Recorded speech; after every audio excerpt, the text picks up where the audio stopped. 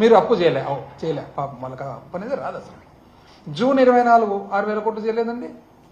July 24 మొన్న ఈ ప్రభుత్వంలో 10,000 కోట్లు చేయలే. ఆగస్టు 24 3,000 కోట్లు చేయలే. సెప్టెంబర్ 24 4,000 కోట్లు చేయలే. అక్టోబర్ 24 6,000 కోట్లు చేయలే. నవంబర్ 24 4,000 కోట్లు చేయలే. డిసెంబరు 9,237 కోట్లు చేయలే. జనవరి రాలే. ఫిబ్రవరిలో 7,000 కోట్లు చేయలేదా? మీరు కాదా? మేమే చేస్తామే, ఇది కూడా మేమే చేస్తామే. అట్లా కూడా చెప్తారు, నాయన మీరే చేసి వచ్చినారు మళ్ళా అని. దేనికైనా రెడీ. ఇది గవర్నమెంట్ గ్యారంటీలు. గవర్నమెంట్ మేము చేస్తేనేమో అప్పు, మీరు చేస్తే మాత్రం నిప్పు. పర్ఫెక్ట్ ఉంటుంది అంతా దేనికైనా కానీ. దాని తర్వాత సంపద సృష్టి, ఇది ఒకటి మళ్ళా స్టాండర్డ్ సంపద సృష్టి. అది కూడా చూద్దాం ఎంత సృష్టించినారనేది. టైం ఉందే 10 నిమిషాలు అయిపోకూడదండి. సంపద సృష్టి మొత్తం ఎంత సంపద సృష్టిస్తారని చెప్పి చూస్తే వాస్తవం ఏం తెలిసిన, అసలు ఈ 10 నెలలు చూస్తే జనవరి ఎండింగ్ వరకు -0.01% ఉన్నారు. అంటే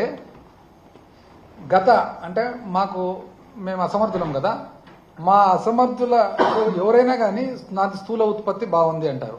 నీ స్థూల ఉత్పత్తి బాగుంది అంటే అది రెవెన్యూ రాబడిలో కనపడాలి కదా. ఇప్పుడు ఎవరైనా నేను వ్యాపారం బాగా చేస్తుండా, బ్రహ్మాండంగా సంపాదిస్తున్నా అంటే నీ బ్యాంకులోనూ ఎక్కడనో చోట డబ్బులు కనపడాలి కదా. నేనేమో బ్రహ్మాండంగా వ్యాపారం చేస్తున్నా అని చెప్పి బ్యాంకులో డబ్బులు లేకుంటే అది వ్యాపారం ఎట్లా చేసినట్లు? అదేవిధంగా ప్రభుత్వం కూడా స్థూల ఉత్పత్తి బ్రహ్మాండంగా ఉందంటే నీకు రెవెన్యూ రాబడిలో ఆటోమేటిక్గా దానికి ట్రాన్స్లేట్ అయ్యి కనపడుతుంది. ఇక్కడ చూడండి, మా టైము మేము చేసిన దానికంటే 24 లెక్కేస్తే 2024 10 నెలలు, ఎప్పటి నుంచి ఏప్రిల్ నుంచి జనవరి వరకు లెక్కేసి మళ్ళా ఏప్రిల్ 24 నుంచి జనవరి 25 వరకు లెక్కేస్తే ఎంత ఉంది తెలిసిన? పెరిగేది బదులు మైనస్ లేకొచ్చింది.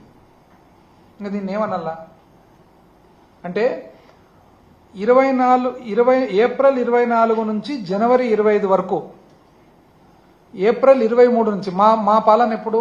ఏప్రిల్ 23 నుంచి జనవరి 24 వరకు 10 నెలలు తీస్తే రెవెన్యూ రాబడి వచ్చేసి 72,872 కోట్లు.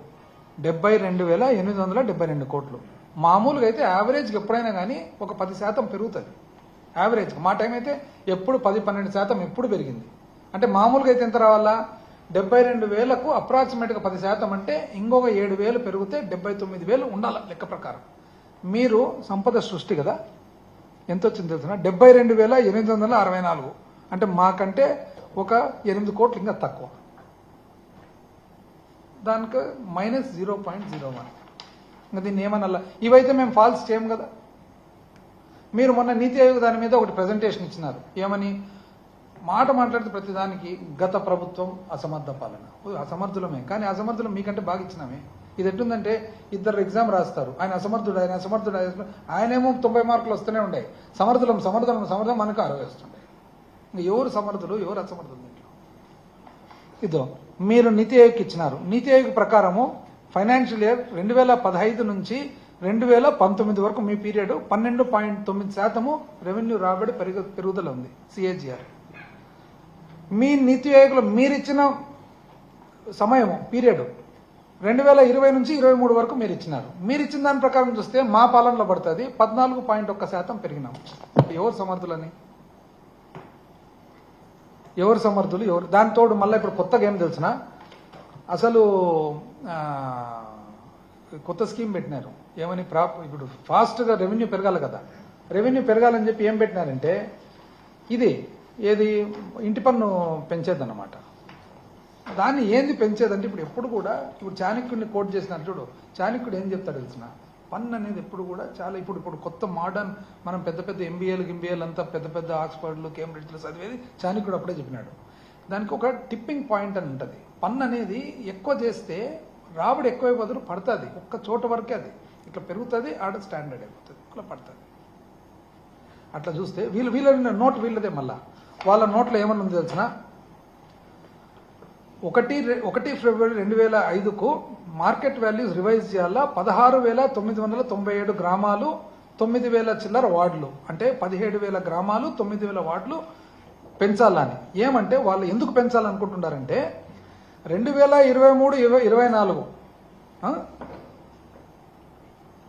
ఈ సంవత్సరము పీరియడ్ లెక్కేసుకుంటే మా పీరియడ్తో, అంటే మాది అసమర్థులు కదా, మా అసమర్థుల పీరియడ్లో మాది 7,699 కోట్లు స్టాంప్స్ అండ్ రిజిస్ట్రేషన్ ద్వారా మాకు వస్తే ఈ 10 నెలల సమయంలో వాళ్ళకు 7,070 వచ్చిందంట, తక్కువ వచ్చిందంట. సో తక్కువ వచ్చింది కాబట్టి పెంచాలని, తక్కువ వచ్చింది కాబట్టి పెంచాలని ఎంత తెలిసిన లెక్కేసినది సంపద సృష్టి 21% పెంచాలని.